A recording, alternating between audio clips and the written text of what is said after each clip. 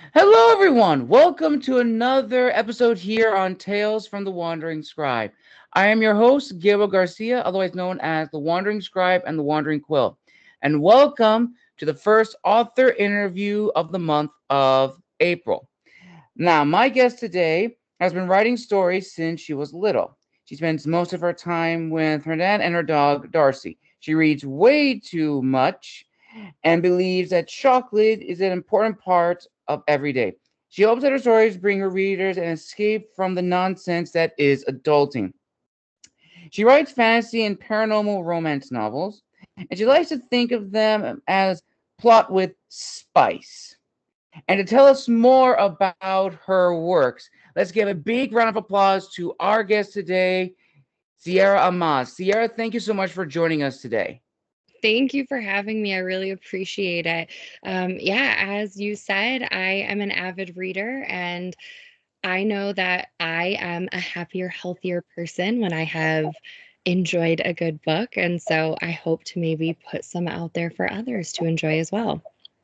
Awesome. And speaking on the topic of books, what can you tell us about your major works that you are working on or have already published? Yeah, so I have two series currently. The first is the Afterever series, and that is a uh, big kind of epic fantasy that's Greek mythology infused. It starts off with Hades and Persephone's daughter, and she Ooh, unveils okay. it. Yeah, and she is cursed and they don't know why, but she always craves to be topside on Earth. And at one point, when she's on Earth, a warlock tries to unlock her memories, and she ends up unleashing a world dooming prophecy that then her and the rest of the characters in the story work to stop from happening. And then set in the same world, but different times and not nearly as intense on the fantasy end. I have my Aftercourse series, and that one is a monster romance series where each novel has an incubi character partnered with whoever. And the first book to that series just came out yesterday, actually, and I'm currently writing the second for that. So yeah, those are my two main series that are going at the moment. It's really just finding the time to get all the stories out of my head. I completely agree that that's always the biggest struggle for all of us authors is just trying to get those stories down on paper. And it's always a very fun experience when we actually get to see our works on paper. And going back to the beginning, when would you say that you decided that being an author was something that you wanted to pursue? What were the steps in your life that led you to that moment? I think that I've always been somebody who enjoyed storytelling. I'm a very talkative person in the right setting.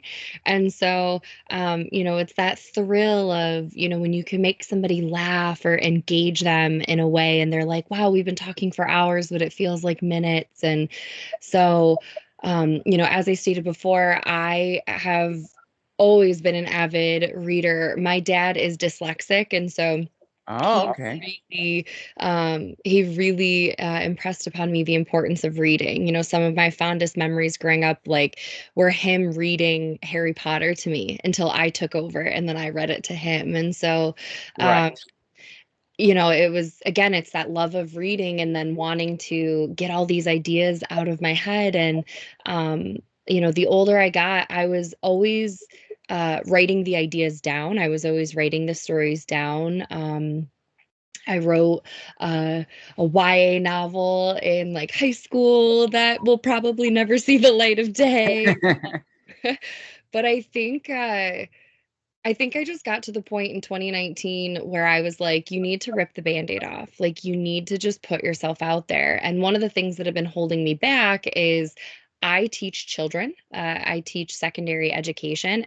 Part of the Okay. reason why my face is not being shown right now. And because I write books with spice, um, I don't, kids when you have a good relationship with your students, they want to support you. They want to be a part of your life. Right. And I don't want to have them want to support me and then them reading my content when it's not age appropriate for them. So in 2019, I was like, all right, you're going to do this faceless. You're going to have your pen name. Like, let's go. And so I published my first book, definitely didn't know what I was doing, which is part of why there was such a gap between the first and the second, is it was a lot of Right. trying to research and figure out, and it's honestly really overwhelming, all the things that you have to know as an indie author to try to find your audience and get your work out there. I completely agree. I know exactly the thing. I think you and I actually probably started around the exact same time in a sense of like deciding to go down this path. I actually decided probably when I was still in school, my graduate school, that I wanted to say, as you said, rip the band-aid off and pursue being an author as a profession, as a career. And it is an incredible thing to make that decision and to, again, as you say, tell your stories and just try to find the audience that is interested in the works that we are creating. And kind of along the same lines, what would you say is sort of like the need or desire that you are satisfying for your readers for your books? I think that I'm doing slightly different things depending on the series. For my incubi monster romance one, I think I'm satisfying the lighter hearted quick reads.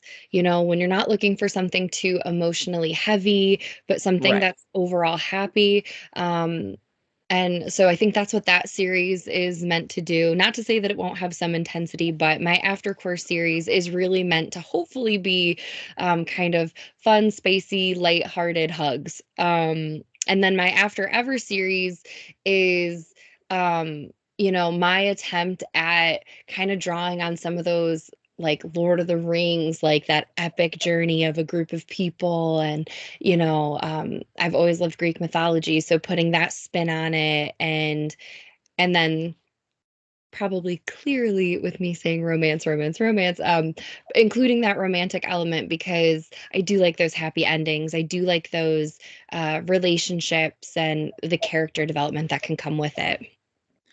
Definitely. I 100% agree. And I also I get very giddy whenever I talk with others who are very interested in mythology because I definitely think mythology when it comes to fiction and writing, we think we've tackled every avenue when we can approach fiction. And when you were talking about Hades and Persephone, I just love the fact that you're going with them as the focus and as like the couple because for those who know Greek mythology, true Greek mythology, Hades and Persephone are probably the only decent couple out of Right? the pantheon of the Greek gods. Zeus is probably the worst. Poseidon, you don't really hear much of. Hades is probably the most decent fellow. Oh, yes, he did abduct Persephone, but that is probably the least heinous thing compared to his brothers. So I kind of find it interesting how he's always perceived as the bad guy, and his brother's always like the good guy. But in mythology, it's the complete 180. It's complete reverse. So I like that you're kind of like showing the more true side of like Hades and Persephone and their story, and also for the fact of their daughter, to which I don't know if they actually in mythology they did have a daughter or that was something that you created, but kudos to you.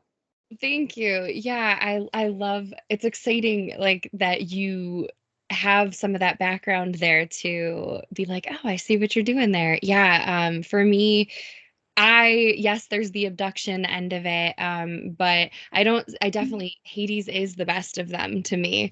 I guess the only one that I would probably rank above him would be like Hestia, because she's the hearth and the home, and I Yeah, being a pure being. But yeah, the Greek mythology is there. It's definitely not every moment of the story. because really it's kind of the way I have it set up in the Afterever series. The Greek gods are the ones that created a lot of the paranormal beings that we Hmm.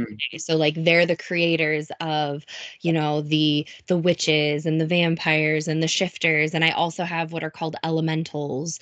So Yes. people that have, the strength in a certain element. And so yeah, it's kind of that connection between that paranormal and the Greek mythology, and trying to twist stories, but also have that layer of truth to the stories that we know. So yeah, I love that you knew that about the mythology. I think it's a fun thing to insert in. And I also think with mythology, I think some of what you were alluding to a moment ago is, at this point, we're not really telling original stories. Where Right. like it's already been there before. I think about that with Shakespeare. Shakespeare didn't originate it. He just said it best. Like he just had a way with Yes. words. And so I think that's what kind of makes the writing exciting too is, I love Beauty and the Beast, and I, have read it 20 times, but each one has that little bit of something that's like, ooh, that was a fun spin, or oh, I liked that, or I didn't like this. So I think it's comforting to see tropes that you enjoy, or, common story arcs again and again. Definitely 100%. And kind of going along the lines of the near desire, and you may have already answered this, but what would you say is your promise to your reader depending on the book they are reading? I think my promise, just in general as a writer, what I hope to do is to write with my heart, and like I'm never going to publish something that I think hasn't, like strongly been like looked over and thought about, like I'm not and no disrespect to writers that are able to do this, but I don't just slap something together and hit publish and hope that, I'll turn a dollar. A lot Right. of stories are living in my mind, and I'm working on them and tweaking, and like tweaking and twisting them repeatedly over sometimes years. I mean, the this incubi series, my most recent one, the Aftercourse series, is a very new idea.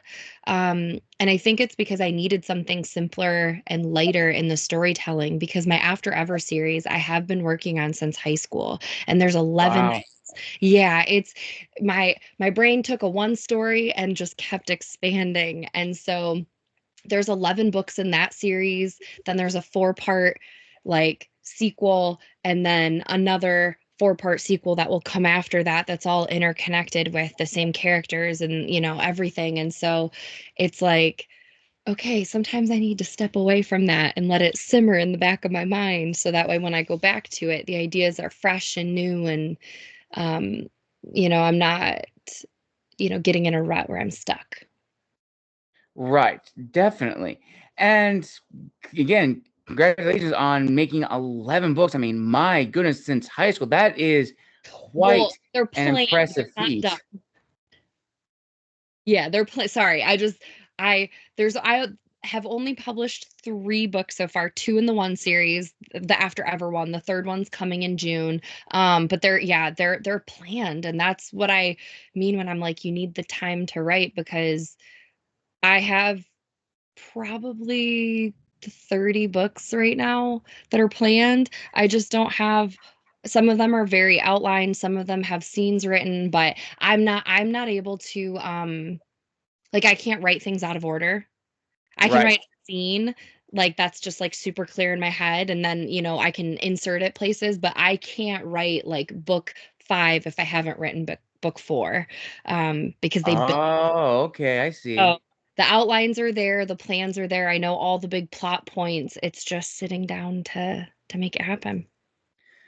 Fascinating. That's actually very, very interesting. And I would imagine when you began writing these in high school and then publishing them, that is already impressive. I mean, 3 books already published. That is an impressive feat for any indie author. So when you got your first book published after, I imagine, hours of editing, hours of revision, what was the initial feedback like? I would say it was positive. I think that my biggest weakness as an author has been finding my audience and also just having the money to invest in the advertising. Um, Yes. because that's like I said, where there was such a gap between the first and the second one because I pretty much everything in my books is just me. Except for the illustrators for the cover. My first book, I did end up paying for edits, but it wasn't a positive experience. And I think that it is such a vital thing. But again, not having the finances at the time to do it, it was just kind of like, okay, I will just, you know, edit to the best of my ability. And oftentimes in that process, I finish a book and then I walk away from it for a while and I have it sit for at least a month or two before I go back and read it. So I try to have fresher eyes. But it finding my audience has been the challenge. The feedback that I did receive with the first one, I kind of got lucky and there were a few people that checked it out and said nice things. I also at the time, being such a new author, didn't really understand the like what was appropriate and not appropriate when it came to like paying a service to like connect you with readers to do reviews. So I had for that first book, I paid to have like 10 people review it. It wasn't even anything. Oh, okay. But and then of course once I'd paid and was continuing to do research, it was like, oh no, that's not. I mean, the reviews seemed honest. Some people were like, it was okay, it was, but um and so that kind of also where I sat from like stepped away for a while where I was like, okay, that wasn't cool, but it's already been done, so how do I organically, create an audience and through advertisements and things like that. So initial reviews positive, and honestly, since then, not that much because the people that are in my inner circle say nice things, but they're biased. And so it's just continuing to grind. But I think that was one of my biggest realizations in recent years is even though I'm writing to hopefully give an experience to others, I really am writing for myself and for the pride and the accomplishment of like completing a story and putting it out there. And I kind of look at it like it's okay if no one's reading the books. Maybe one day they'll find it and it'll be what they need and want in that moment, but and they'll be there, they'll be there and ready and waiting for them. But I think for me at this point, I'm grinding. I'm working at it, trying to do social media, but I I'm still going to keep my focus on trying to write good stories, and if the audience comes, they come. And I think, Sarah, you touched on a very, very important topic that I think a lot of indie authors struggle with. I myself have struggled with this as well, is trying to maneuver the business side of being an indie author, because it is true. As I've always talked about on this podcast, listeners, being an indie author has its benefits and also its drawbacks. The benefit is, yes, you do have creative control over your story. The drawback is you are in charge solely of marketing. And that also means you're in charge of finding your own cover artist. You're finding your own editor. You are in charge of everything. And that can be a very intimidating experience and feeling. And then pumping out a story that you worked hard on, and then coming to realization that it may not be the book that people will get to know you the most as. I had one guest on the show who talked about her experiences as an indie author, that she made 7 books in total. But the last book is the one that she's most well known for, and that is Season of the Dragon by Natalie Wright. And she said that that was the book that most people know me for the most. But one of the benefits of writing a lot and having one of your stories be like the bestseller, the New York Times, the one that really makes your name as an author, they can now go back Mhm. and see all the other works that you've done, the progression you have as an author. It's a tough pill to swallow, but I definitely think it is an important realization and important part of growth as an author. Wouldn't you agree, Sierra? I would. I think that I think that you're a better story writer, and I think your readers will connect more when you're writing something that you want to write, and you're writing it with authenticity versus trying to write something that will just fit that perfect formula and, churn out book after book after book. I think, yeah, I'm excited at, this year has been an interesting year for me. It's had a lot of ups and downs. And honestly, the biggest ups are the writing progress that I'm making. And I already know we're only a quarter of the way in the year. And I already know I'm like, no matter what happens this year, I've accomplished great things. I've published a book. I have a second book that's going to be published in 2 months. Like I'm writing. I'm doing all these things that I'm really proud of. And I think that when you do connect with your readers and your audience, like they can be proud of you too. Like they can be like, oh, wow, you've grown so much since that first book, or oh, sweet, you have this other series. I love to read that genre too. So yeah, I think being an indie author is challenging, but I think that I don't know that I could handle being a traditionally published author. I don't think I would do well with them telling me that the story that I have in my head can't be presented in the way that I feel like it needs to be presented. So I will take the hardship, but yeah, like you said, it's a hard pill to swallow some days. Definitely. And kind of in those moments that all of writers we've had is that sense of like writer's burnout or a sense of dread that we write and we write, and sometimes we're just tired. Sometimes we don't know what to write. Sometimes we don't know what to do. We just need to want to step away. And most of the times we'll just not write for a long period of time. And in some cases, we'll just give up on writing. So for you, Sierra, what has been the motivator to continue writing, to continue being an indie author for you? I definitely am a writer who writes in bursts. I am not like, for the people that are like, oh, I write every single day. I get in modes where I'm like, okay, that's what I'm going to try. Even if it's just a couple words, I'm going to try every day.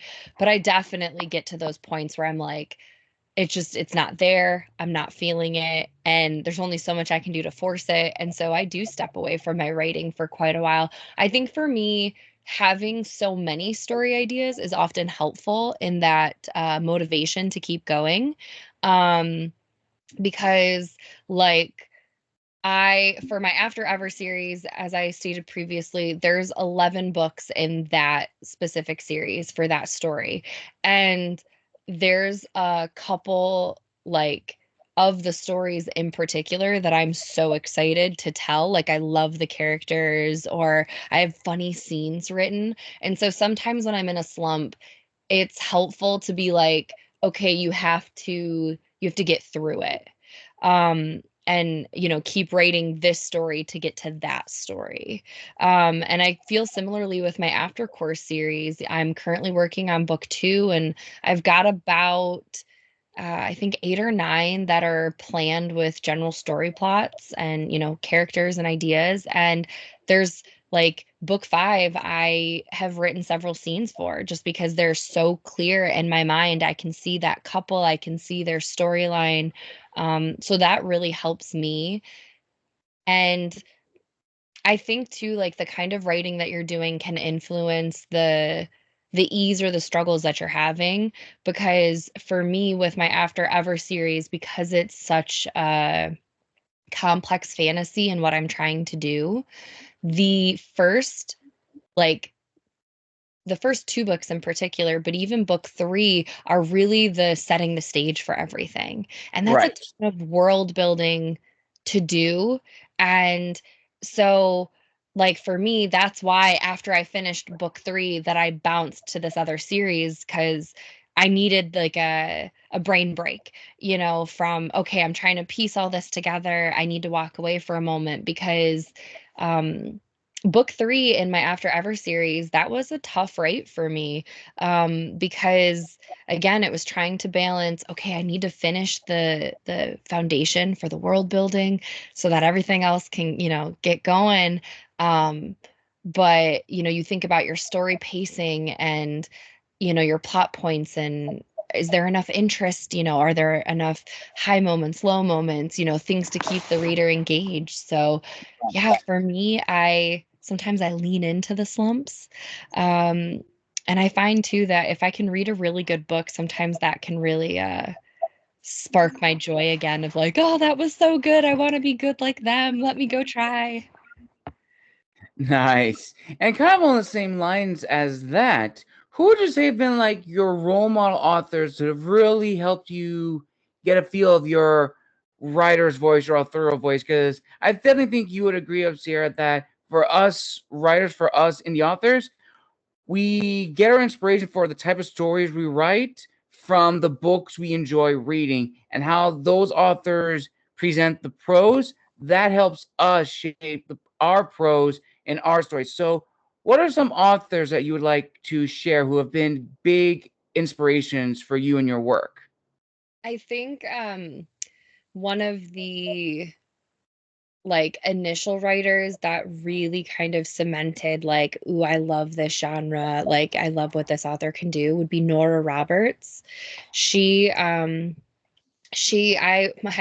probably too young, but my mom handed me her Circle trilogy when I was like 14 or 15, and it has dragons and vampires and like the royal kingdom, and the drama, the war, and so it took the fantasy elements of things that I'd always loved and added that romance that I was also looking for. I was that girl that loved dragons and vampires and had tons of books about the history and the mythology of them. And so seeing her kind of do it in a way that um having this bigger villain or this magical element, and see it across a trilogy. I think that she really shaped me as a writer because she has multiple trilogies, that I loved and that were all unique in their own way, and I really wanted to emulate that. And then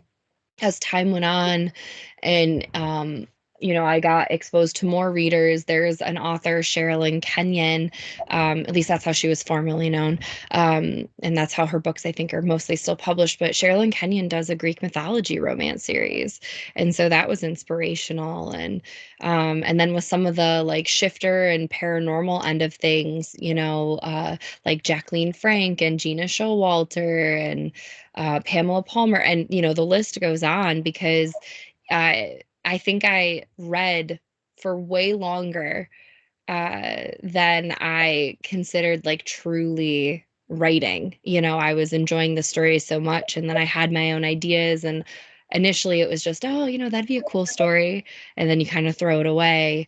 And then the more books that I read, the more that it was like, no, I want to be a part of this group. Like, I'd love to, be at one of those writer tables. I don't know if you've ever seen the show Castle. Um, Yes, one of my favorite shows. but one of the things that I really loved that they did is when he'd have his little like poker games with actual authors, and they would just kind of, talk through and give each other advice, and, that kind of writing community. So, yeah, I definitely, those authors and so many more that I could list, they walked so that I could run, that I could Mhm. try to, do the same. That's incredible. And I always love asking this question because I learned so much from my guests about the authors that inspired them. That also introduced me to a set of authors for me to check out and read their books.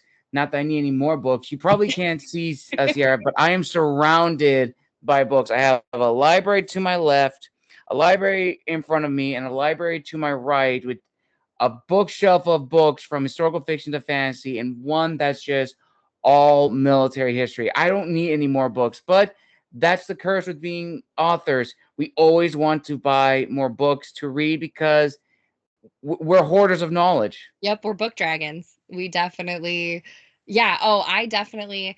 if I don't have a ridiculous amount of books that I haven't read yet surrounding me, I don't feel like the world is right. I need to know that I need to know that there's books that I could pick up that I've never read before and dive into something. I also need my comfort books, there too. So yes, I have 4 bookshelves in my bedroom that are just like sometimes too deep and stacked, and I need more bookshelves. Nice. And that, again, as I said, that is the curse of being authors. We keep hoarding books and we keep reading new stories, which helps broaden our knowledge and helps us improve as writers. Now, there is something that I was wanting to ask because I think it's very fascinating and important. Now, in your bio, you say you are an author who likes a bit of spice with plot. So, my question to you is, how do you sort of balance a story that definitely has the spice in it, in the romance, but you don't make it so graphic, in the sense, like, if you're an author that likes to write battle scenes and you want to write a scene that's visual, that the author, or I should say the reader, can imagine, like the battles from Lord of the Rings or The Hobbit, but you don't want to be graphic in the sense that it's going to be a turnoff for the reader. I think, I'm sure that some like the Afterever series, I think is like it has the spice there, but there's definitely uh heavy plot, like more so. The Aftercourse series is more spice for sure. And hopefully you kind of know that going in. Like I try to be very clear because again, it's your audience. Right. I read a book 2 days in the last 2 days, and I like the author. I didn't care for the story. It Ooh, wasn't for me. okay. So I think it wasn't like it was poorly written. I just didn't enjoy what the characters did and things like that. So I think that's one thing that I hope that readers are able to do is recognize that, like, if it's not for you, that's okay. But it's gonna happen, even in a writer that you love. Like they might like I I do not, you mentioned The Hobbit. I do not enjoy reading when they're like the whole spider stuff in The Hobbit. I don't enjoy, Mm-hmm. it's gross to me. But because I'm afraid of them. And so I'm like, "Ugh, it's too descriptive. It's gross." But I think it's okay too to say no to something. So for me, I think the balance is I do want you to be able to picture it like a movie. And that does matter to me. And in my like After Ever series, there are things that happen that are descriptive in a violent way. Mm-hmm. And so I think I think that I try to not just be gratuitous about it. I think with the spice, depending on who you're asking, all any spice is gratuitous and unnecessary. Yes, that's true. So that one I don't know that I stress as much about. I do try to look at things like spice or violence and things like that when things are getting particularly graphic. And I do try to ask myself, is this moving the story forward, or is this bonding the characters in some way? I know in the first book that I ever wrote, The Birds and the Bees, there's a scene where they are like trying to fake someone's death. And so Mm-hmm. they are going to crash a car to do it. And uh, they get hurt, and they kind of have to be rescued, and when they're trying to hurry up and get away before the police show up, that person is in pain in the trunk of a car, so that way they're not seen, and no one knows kind of what went on. And that's a moment to me where I was like, you needed to see that character was in pain, and you also needed to see how that character reacted and responded to the pain, because that does give you, it's like showing versus telling, that Right. starts to hint towards, the character's backstory and who they are. So I guess for me, I would say for your audience, warning, I do definitely try to be detailed at times with that. Um, because for me, I'd rather, as a reader, kind of skim a paragraph and go, I don't want to know this stuff, and jump to the dialogue or jump to the next bit than have it not be there and wish it was. I 100% agree. It's almost like in the sense of if you're going to write something that is going to be graphic or make the reader uncomfortable, it has to flow with the story. Like it has to have a purpose. One of my other friends told me saying, don't write a scene that's not going to play any role in the story. Don't write it just to put a shock value. If it's Mhm. going to have a purpose in the story, then yes, include it. Don't write something or include something in that has no bearing to the story and it's so purely there for the shock value. I almost like the same for like movies. I'm sure you probably agree, Sierra, that there are movies that have these really awkward, sometimes intense scenes that don't move the story along, but they're just there for the shock value. And same thing for writers who just write these really detailed, really impactful scenes, sometimes good or for bad, that don't have a role in the story but are just shock value. So I definitely think it is important to have those scenes if they're necessary for the story and to take them out if they're not going to progress the story for the characters. Yeah, I also think your marketing in those situations is like really essential. That's why I hope that I'm making it extremely clear that I write spicy romance because you don't want to pull the rug out on someone. My dad and I just recently we started Penny Dreadful, and I was so Ooh, excited okay. about it because as a TV show, the like description for it is that it has like the Frankenstein and Dorian Gray and Dracula characters, so all those Universal Studios, all those classic monsters, and Right. and I honestly thought going into it that it was going to be, kind of spooky, but like a gothic sort of maybe murder mystery type thing. And upon watching it, my dad and I both were like, what the heck at times with some of the scenes that they put in and some of the length of the scenes. And so we both were kind of like, do we want to continue this? Because what we thought we were walking into was different than Right. how the show actually ended up being. And so, yeah, I think advertising's tough. And I also think that was something that hindered me with my first series, with the Afterever series, because it's in the romance genre, you have what's called HEA and HFN. So happily ever after or happy for now. And those are Ooh, uh, okay. and those are considered like, industry standards, like that if you're writing a romance, it should end in a happy for now or a happily ever after, unless it's like a duet or something where it'll happen, in the second book type of thing. And for me, um, my books always have a different couple each story, but that first book, The Birds and the Bees, ends on a cliffhanger. And Ooh, all right, all right. that's been something that's it was really challenging for me and how to understand marketing it, because it's like you don't want to anger the reader by not telling them, but you also, like, I think, to kind of sidetrack, but I feel like it all interconnects. I think that we live in an interesting time today because, like, with trigger warnings and, and content warnings and things like that, like, you never know what is going to impact somebody.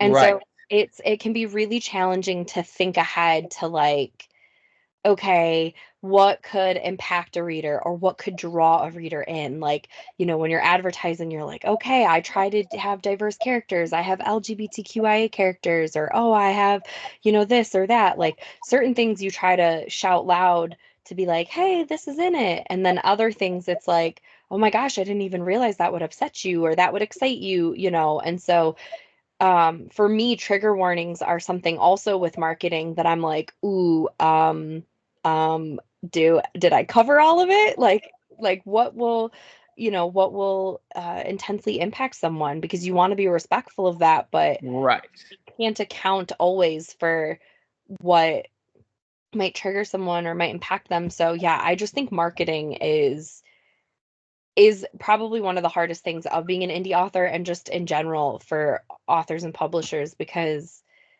you, like you were saying, like, how do you balance how descriptive you're going to be? Like, there are books that you read and then you don't know, like talking about the cliffhangers. I just read an alien romance and it ended on a cliffhanger, and I was like, shut the front door over the like cliffhanger. But I thought the book was gonna, I thought it was a 5 series of a different couple each book. No, all 5 books are the same couple. And I was like, I am not mentally prepared for this. Oh my goodness. And kind of almost going online, would you say, as like for marketing, and you've already mentioned this before about finding the audience for your stories. If you had to give an answer for this one, who would you say is like your ideal reader or your ideal audience? I think my ideal audience are, and it could, I think it varies depending. I think there are readers that will like both of my series, but I do definitely think that there are readers that will gravitate more towards one versus the other, depending on their interests. But reader wise, I just hope that, uh, that they enjoy the spice, that they enjoy that romance. I think for the Afterever series, I hope that they enjoy the some of the slower burn and the slower build of like, okay, here's this world dooming prophecy. And like I said to you, it's an 11-book series. So like things are going to happen each book, but it's not going to be a bam, we solved it. So I need readers that like that slow build of like, okay, we progressed here, but we got to get further. And then for my Aftercourse series, like I said, I hope that the readers that are looking for that spice and romance, um, you know, also just like that kind of smiley read, that warm hug, because that's really what I was trying to do for myself with writing the first Aftercourse book, Do You Think I'm Sexy? In each of my books, the titles are songs. Oh, okay. Well, not to say that the song will exactly tell you what it's about, but there's connections always between the song title and the story. So, like the birds and the bees, the main idea there is like, let me tell you about the birds and the bees. Like, let me tell you about the basics, like the things that you need to know for this series because it's the opener. Right. Um, and then, like, do you think I'm sexy? Like, that's meant to kind of be that funny, like, hey, girl, hey, like, I'm checking you out, trying to flirt with you. So yeah, like I said, all of my stories, I pull a song title, and sometimes too, that'll influence the writing. Um, the third book in the Aftercourse series is going to be called Snowman, and it's inspired partially by the Sia song.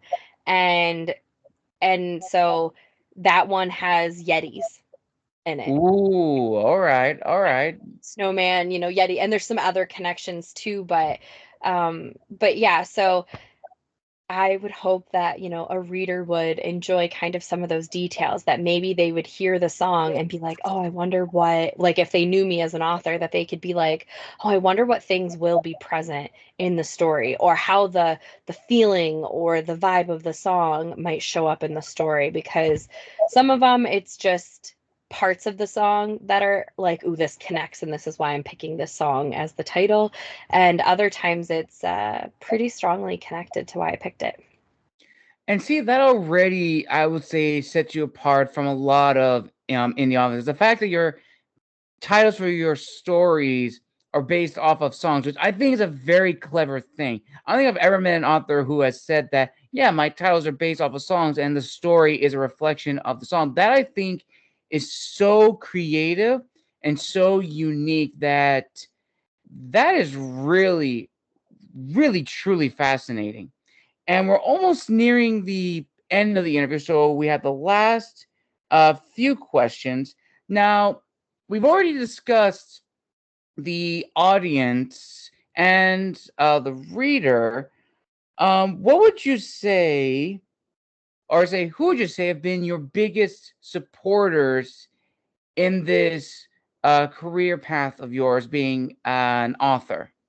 My cousin is absolutely my biggest cheerleader.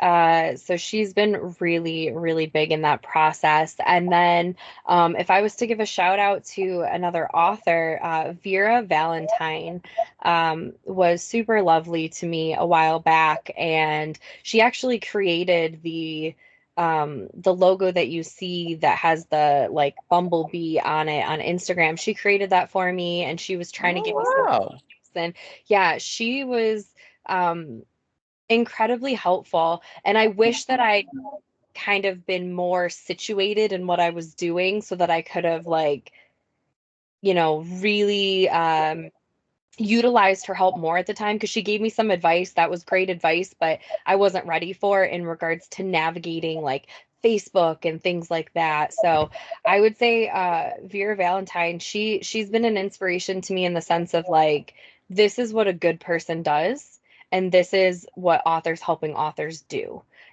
She took a moment of Mm, time, she answered some of my questions, she gave me some advice, and, other than my thanks, like she got nothing from that.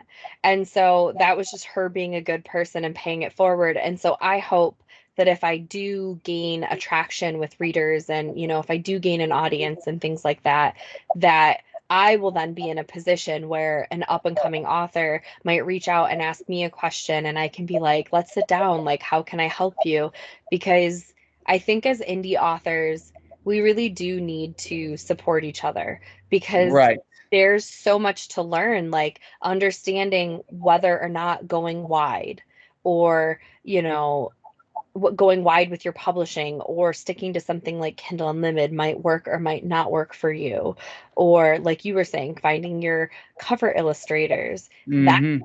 but that's a whole process. And Yes. just helping up and coming authors understanding the cost of things, because like with editors, some people be like, oh, it's $200 to $300, and other people are like, no, it's 8 to 1,000, and it's like those are vastly different prices. And so to help an up and comer understand, like, no, you do need to be paying this much, or no, that much is probably a ripoff unless the person's like, you know super well known in their industry. Yes. Uh, like, and so giving those basics, because I've definitely reached out to so many illustrators. I was just a couple months ago, and I was like, hey, just looking to see what your pricing is, because that way I know that I'm prepared to pay if we connect.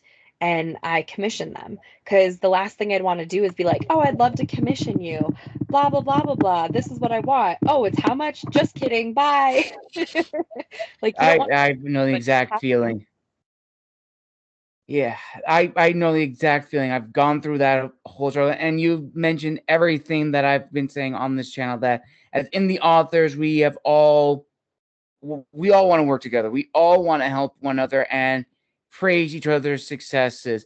And kind of along the lines with the second to last question, for the final question, which is for you, Sierra. Have you gotten a sense of validation from fellow indie authors about your writing, or do you not seek validation for the sole motivation for your writing? um I think it's a bit of both. I think that I haven't gotten a lot of validation from other writers, again, because there's probably just that lack of awareness of each other, or we haven't had the opportunity to, validate each other.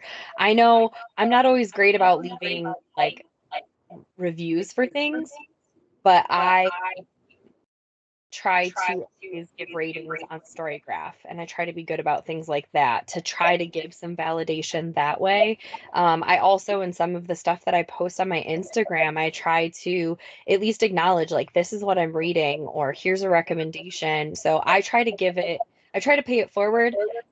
I think it'll come back around at some point. In regards to the validation, I think I've had moments of it in my life, because I try to um, keep the idea of what I write private. Like, there's a lot of people in my everyday life that don't know that I'm an author.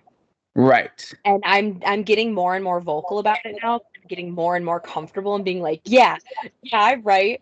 I'm public. I'm getting prouder of it, but definitely starting out, there was kind of that.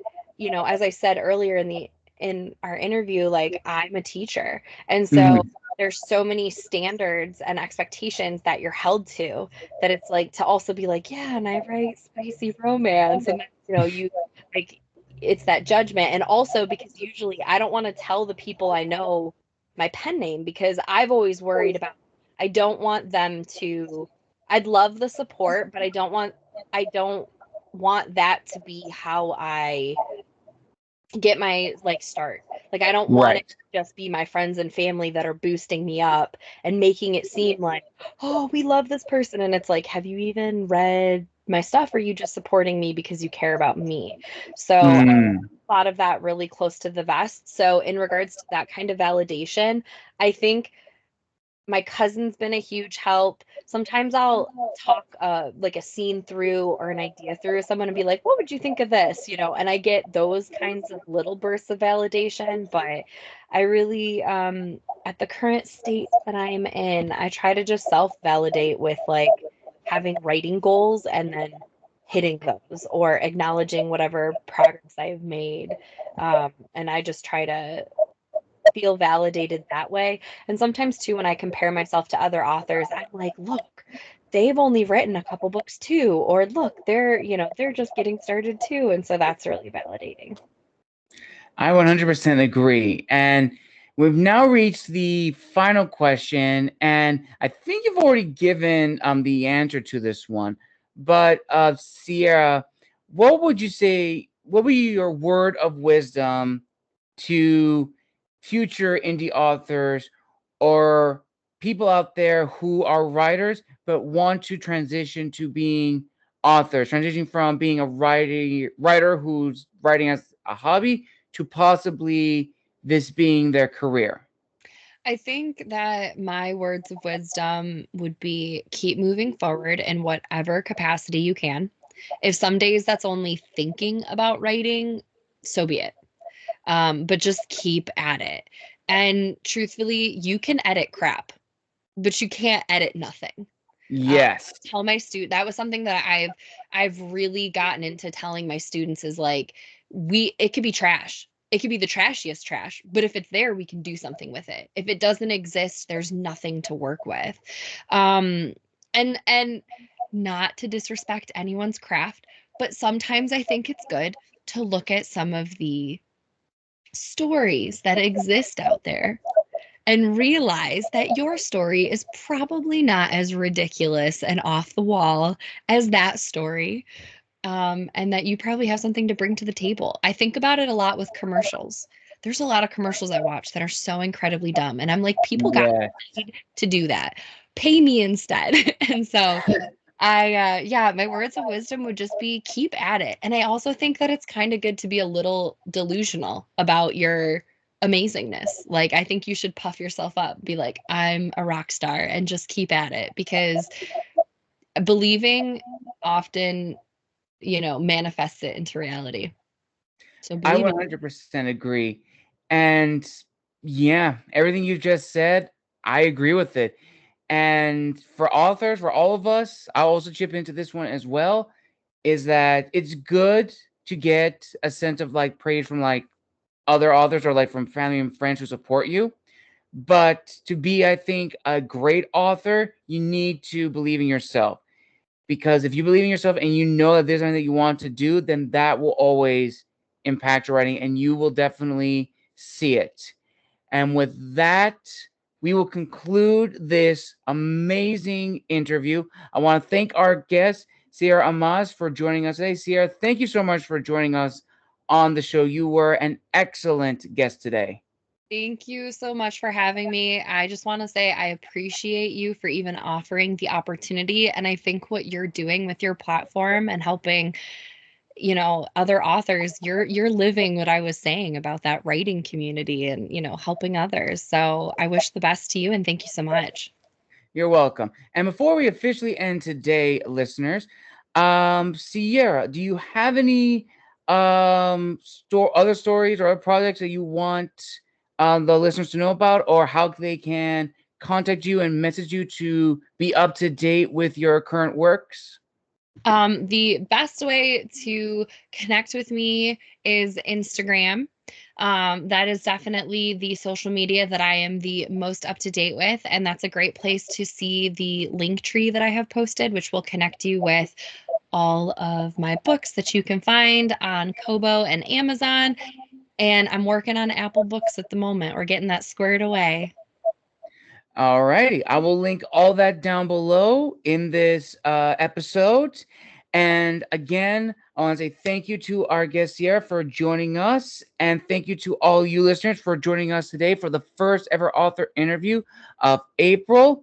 And if you've been listening to my newsletter or following up to date with my schedule, I have a huge lineup this week and for the rest of this month. So be on the lookout for those episodes.